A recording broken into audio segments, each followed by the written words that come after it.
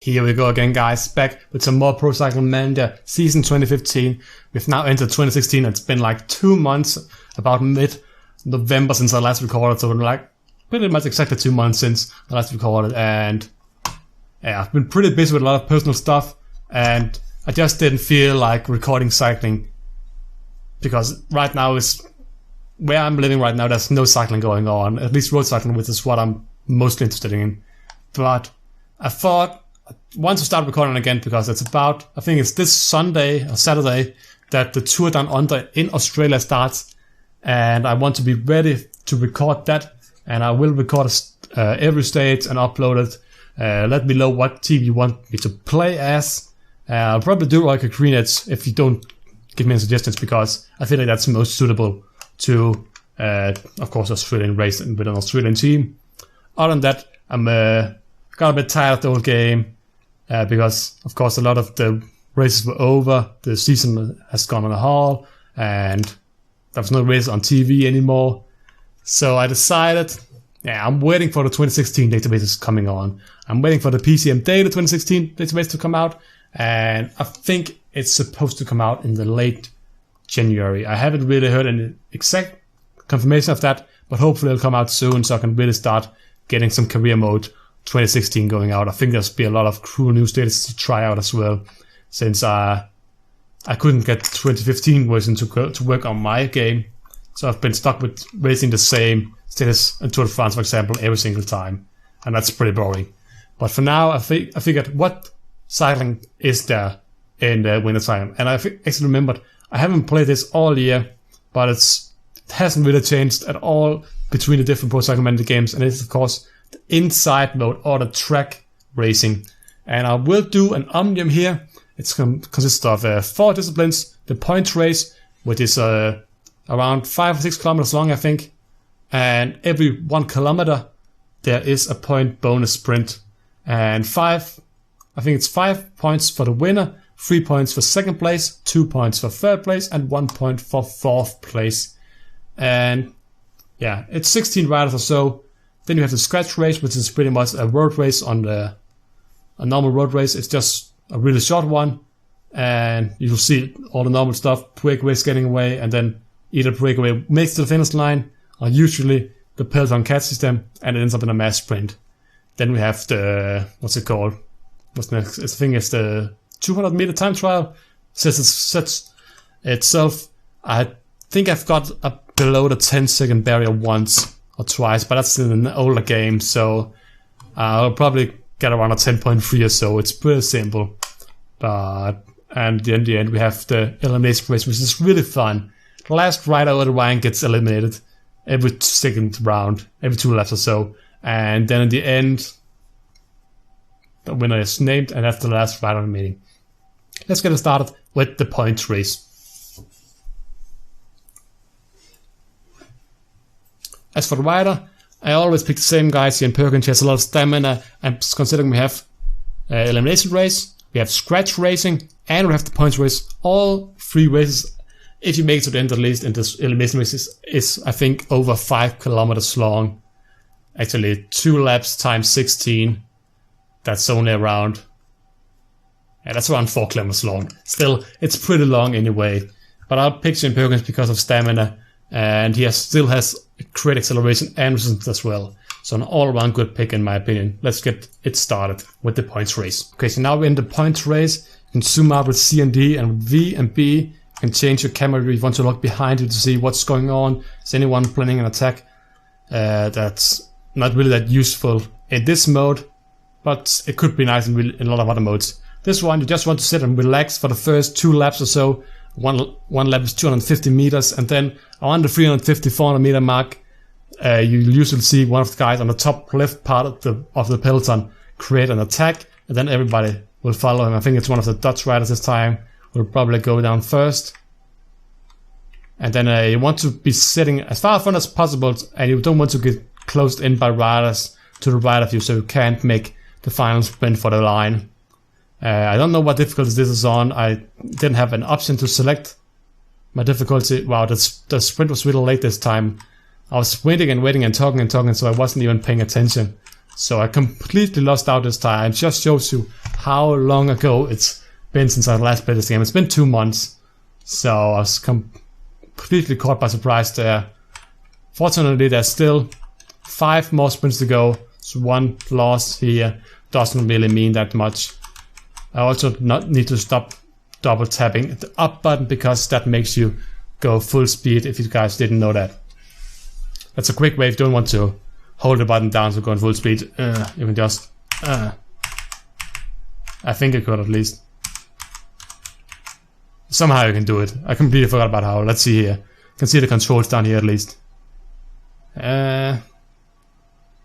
Reset 0. Help I. Results tab. Toggle human names. And I'm not playing with other players, so I don't really need to toggle human names. Okay, now I need to get ready because now in the last 500 meters I already up my pace pretty much here. So I'm ready. Hopefully the sprint will start a bit earlier on this time. Because that'll mean the other guys will tire out, and in the last 100, 200 meters I can make my sprint instead. Wow, they're starting really late again. I never see this. Maybe this is something new in 2015. Because usually they start really late. And Firsterman, who started the sprint, actually got a nice boost. And I think I'll take second this time. I should have probably used my sprint to get that extra few meters, but I lost the German here, really screwed me over, because if he hadn't been there, I would have had the force of being up top. And then I could use the, of course, momentum from being in the top part of the track to get me more pace for this finished sprint. So now, right now they're all sitting behind me. And I'm going really slow because I want to sit behind them. I don't want to be leading out as we go into the final meters here. But the first 2 laps or so, sit still. Just wait and see. And you'll be okay. And then we hit the 400 meters, be prepared. Because that's when things are going on. And you really want to be in a good position in the last lap. Otherwise you're screwed. You saw the first and the second lap here, or first and second sprint, completely out of position. I don't want that to happen again. I feel like I'm sitting pretty good right now.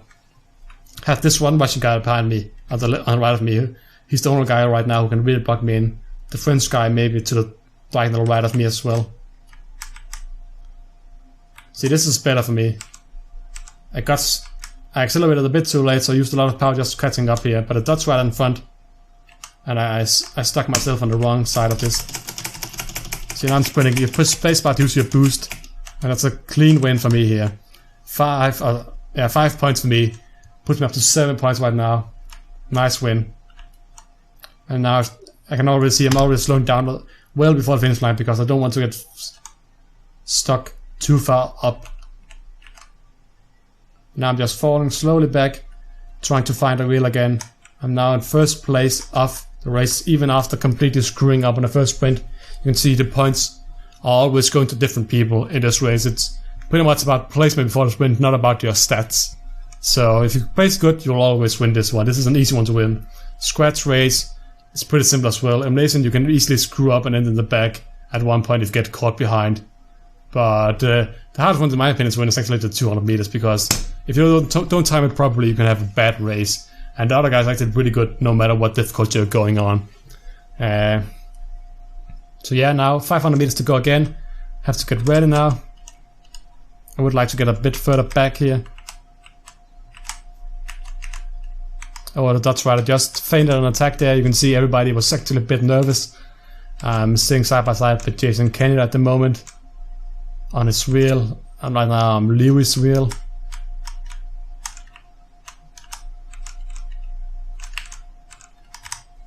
And now I'm starting my sprint here. Oh, the Dutch rider's going really fast. It's Haag.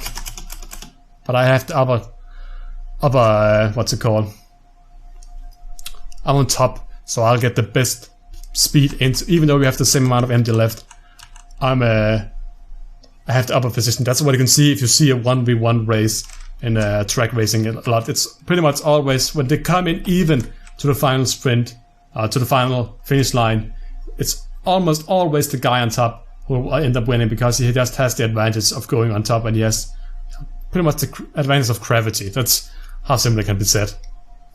But yeah, not a win for me. I have developed good leads, 2 more sprints to go. I'll try. I really want to win a race now without a boost. But I've been caught behind the first 2 times, and actually the last 2 times as well, so much that I needed to go. This time I probably need to boost, but the last time before that, at the 3 kilometer mark, I probably didn't need to boost at all. It's probably a bit of a mistake for me.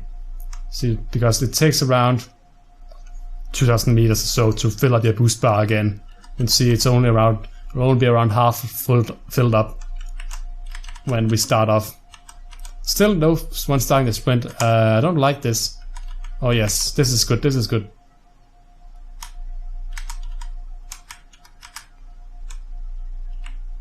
Oh, I thought Lewis was much faster.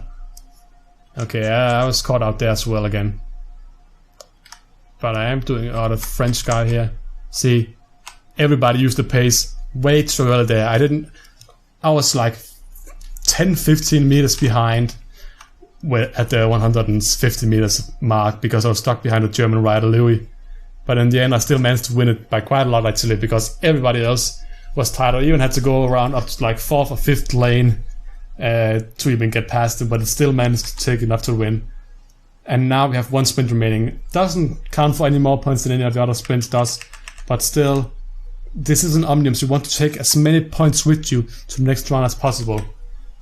And 22 points to like 8 or 10 maximum from the next couple of guys. That's a big lead, especially because you can't get that many points in any of the other races. Scratch, there's only of course 1 sprint at all, and sim elimination race, that depends on your position at the end. But now, sitting on first one's wheel here. Let's see what finish we can end off this points race with.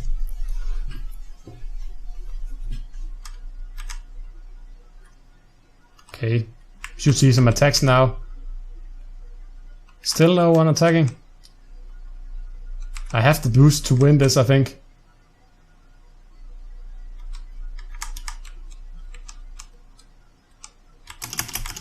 This is like a 200 meter right now because I have the pace from going up and the boost right here.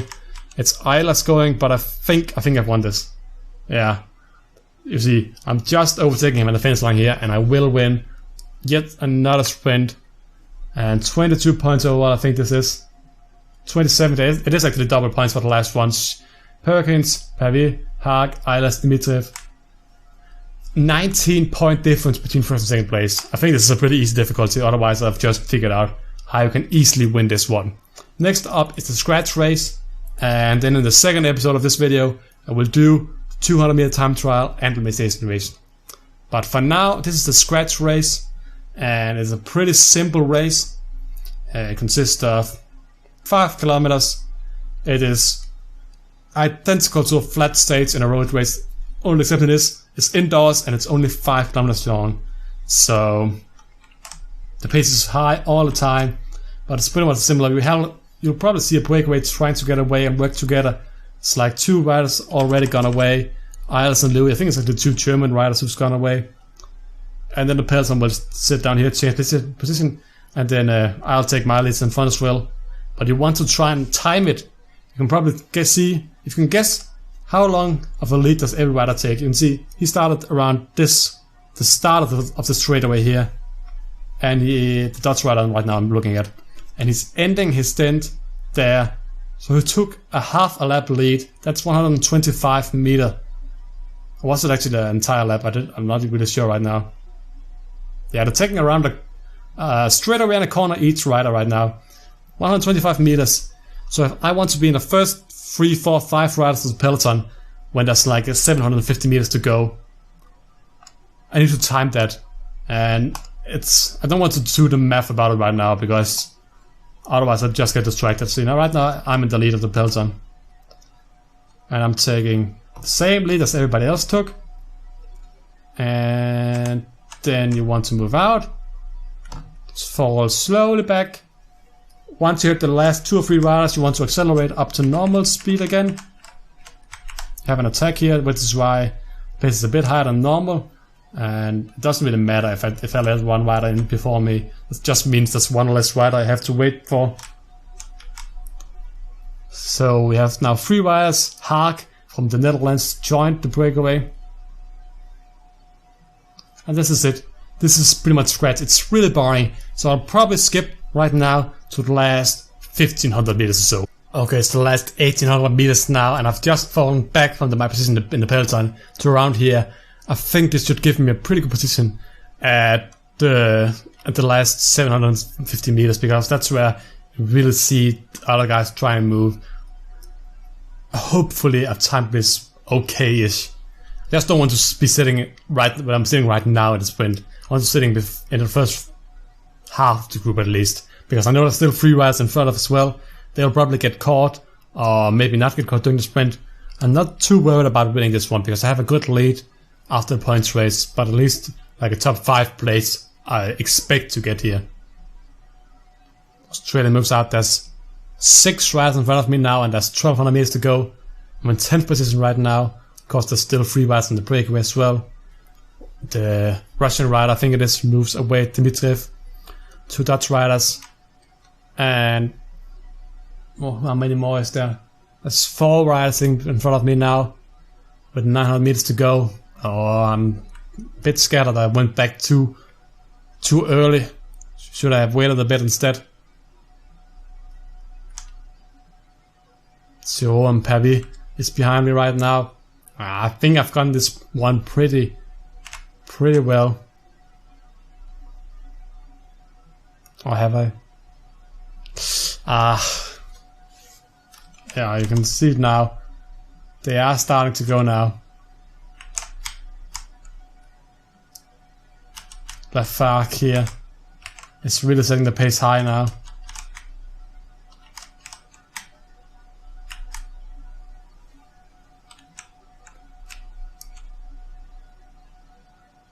I've used my energy way too early on. I was too far ahead this time. I used my sprint as well here. And the guys in front of me are completely dead. It's Jason Kenney right now, who's probably going to win this one. And I'll take like 5th place. I actually managed to achieve my goal that I just set myself by getting 5th place, even though I completely screwed up my energy bar there at the end. I was out of energy with like a lap to go, and I still managed to get 5th place or so. Jason Kenney takes the win. I don't really saw who got 2nd, but I think Louis got 4th place and I got 5th. Maybe I also come at the end to get, I got 4th place. Haag got 3rd, and Buckley, I think it's the Dutch guy, got 2nd place. So yeah, pretty good result. 4th place is not too bad. Still gives me 10 points. You see 20 points compared to my 27. Not like he's catching me by that lot. Next up, we'll do another video, and that will be the 200 meter time trial and the elimination race.